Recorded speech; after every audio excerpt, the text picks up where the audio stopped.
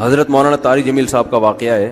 ایک شخص آیا مجھ سے ملنے کے لیے, خواجہ سرا ہے. میں تو پہلی دفعہ زندگی میں کوئی خواجہ سرا مجھ سے ملا. میں سمجھا کہ پراپر آدمی ہے, اتنی بڑی اس کی داڑھی اور رنگ ماشاءاللہ بڑی مردانہ وجہ. لیکن جب بات چیت کا انداز ہوتا ہے تھوڑا سا, وہ ایٹیٹیوڈ سے اندازہ ہو گیا کہ یہ مکمل مرد نہیں ہے. تو اس نے مجھے خود بتا دیا میں خواجہ سرا ہوں. میں نے کہا بھائی ہم سے ملنے کے لیے کیسے آئے آپ, اتنی بڑی داڑھی آپ کی. اس نے اپنا جو واقعہ سنایا نا, میں 3 دفعہ وہ واقعہ سناتے ہوئے رویا ہوں, اور جب وہ سنا رہا تھا اس وقت میرے آنکھوں سے آنسو نکل رہے تھے. اس نے یہ ابھی بھی میرا بیان سنتا ہے. اس نے واقعہ سنایا کہ میں جب پیدا ہوا تھا نا تو میں خواجہ سرا تھا. گھر میں ایسا بچہ پیدا ہو جائے والدین کی طرف سے عزت نہیں ملتی. جب 10-12 سال کا ہوا تو نہ بھائی مجھے عزت دے رہا ہے اور نہ میرا والد مجھے عزت دے رہا ہے.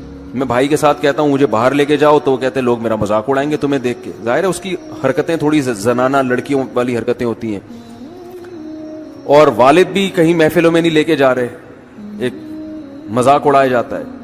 کہنے ایک دفعہ میں کہیں گزر رہا تھا تو یہ جو ہوتے ہیں نا خواجہ سراؤں کی پوری ایک جماعت تھی, انہوں نے مجھے پہچان لیا, دیکھا اتنا اچھا. اس وقت نہ اس کی داڑھی, اور یعنی اس میں خواتین والی ہی علامتیں تھیں زیادہ. تو انہوں نے مجھے کہہ رہے ہیں اتنی عزت دی, کھانا کھلایا اور اپنے گرو کے پاس لے کر گئے, اور گرو نے کہا کہ تم ہمارے ایجنٹ بن جاؤ, ہم تمہیں پھر ڈانس ماس کروائیں گے, آدھے تمہارے آدھے ہمارے, جو بھی اس کا سیٹ. کہہ رہے مجھے پہلی دفعہ کہیں عزت ملی. تو لیکن میرے ابا کو پتہ چل گیا تو ابا نے لا کے طبیعت سے کوٹ دیا, ٹھیک ہے نا, کہ دوبارہ ان میں نہیں بیٹھنا.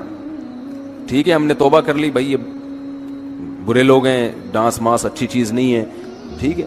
تو اب کیا ہوا, کہتے ہیں کہ پھر جو ہے نا کچھ دنوں میں کہیں کسی سے جھگڑا میرا ہوا کسی بات پہ, تو اس نے انتقام لینے کے لیے شکایت لگا دی ابا کو کہ یہ دوبارہ ان کے پاس گیا, حالانکہ وہ جھوٹی شکایت تھی. اب ابا کو لگا کہ یہ صحیح کہہ رہا ہے جس نے شکایت لگائی ہے, کیونکہ شبہ تو تھا نا ابا کو دوبارہ جائے گا. ابا نے پھر مارا. تو کہہ رہے ہیں میں بول رہا ہوں کہ میں نے یہ کام نہیں کیا, میں نہیں جا رہا ان کے پاس, میں نہ ناچ گانا سیکھ رہا ہوں, کچھ بھی نہیں. لیکن ابا نے اس کی باتوں میں آ کے انکوائری نہیں کی ہوگی پوری, وہ سمجھے ہوں گے کہ بھئی ایسا ہی ہے, تو ابا نے پھر کٹائی لگائی. تو اس کے دل میں منفی جذبات پیدا ہو گئے اور یہ گھر سے بھاگ گیا کہ بھئی مجھے ویسے تو عزت نہ یہاں مل رہی ہے اور میں ذلت برداشت بھی کر رہا ہوں, تو بھی کہہ رہے میں وہاں چلا گیا.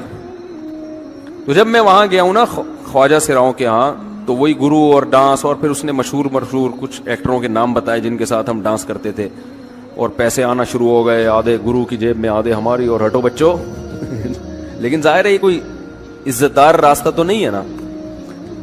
کہہ رہے ہیں کہیں سے تبلیغی جماعت میں حضرت مولانا طارق جمیل صاحب آ گئے, انہوں نے اجازت مانگی, ہمارے گرو کو پیغام بھیجا بھائی مجھے ایک دفعہ یہاں آ کے دعوت دینے دو. اس نے اجازت دے دی, آ جاؤ بھائی. بیان کیا, ان کو سمجھایا بھائی یہ زندگی نہیں ہے, اللہ کی سیروزے کے لیے بہرحال ترغیب دی. کہہ رہے ہیں میں تیار ہو گیا, باقی لوگ تیار نہیں ہوئے, میں تیار ہو گیا. کہہ رہے میں نے گرو سے اجازت لی, اس نے کہا جاؤ لگا لو سیروزہ. تو کہتا ہے کہ جب میں حضرت کے گھر پہ گیا ہوں نا, تو حضرت پہلے سے دروازہ کھول کے ایسے انہوں نے دونوں بازو پھیلائے ہوئے تھے استقبال کے لیے, پہلے سے کھڑے ہوئے تھے علماء کے ساتھ.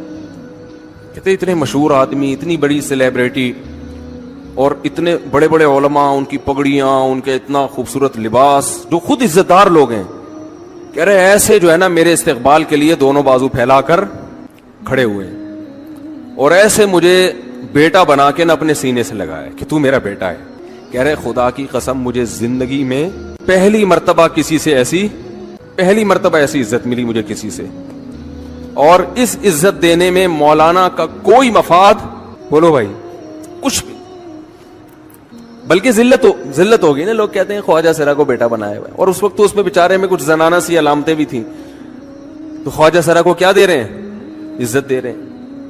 کیا کسی تاجر پہ محنت کرو تو تھوڑا چندہ دے دے گا مدرسے, وہ ایسا ہی ہے نا. اور کسی افسر پہ محنت کرو تو تعلقات کیا ہو جائیں گے, جب وہ دین پر آئے گا تو اس سے کیا فائدہ.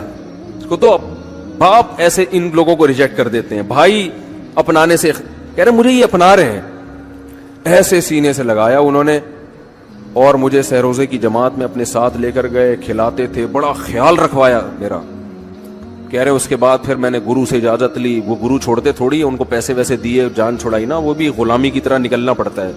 پیسے دیے پتہ نہیں کتنے لاکھ یا کتنے ہزار روپے, وہاں سے پھر نکل کے 4 مہینے اس میں بھی خیال کیا. تو پھر تبلیغ کے بزرگوں سے ملا, پھر انہوں نے پورا مجھے بتایا کہ بھائی تم یہ علاج کرو تاکہ تمہارے اندر یہ زنانہ علامتیں ختم ہو. تو وہ علاج کر رہا تھا ماشاءاللہ, انجیکشن لگے, انجیکشن میں ڈاکٹروں کی بھی مدد کروائی. یہ ایسی لگایا جاتا ہے. ایک اسٹائل ہے لالو کھیت کا, تھپڑ لگانے کے بعد سوچتا ہے آدمی کہ اس کا ری ایکشن کیا ہوگا.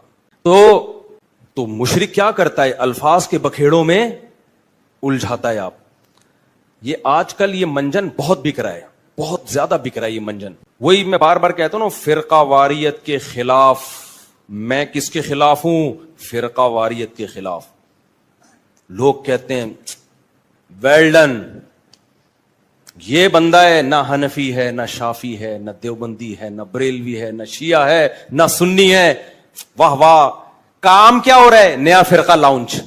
بجائے اتنے ساروں کو ختم کرنے کے ایک نیا مارکیٹ میں آ رہا ہے. لوگ کام نہیں دیکھ رہے, لوگ کیا دیکھ رہے ہیں؟ لیبل دیکھ رہے ہیں.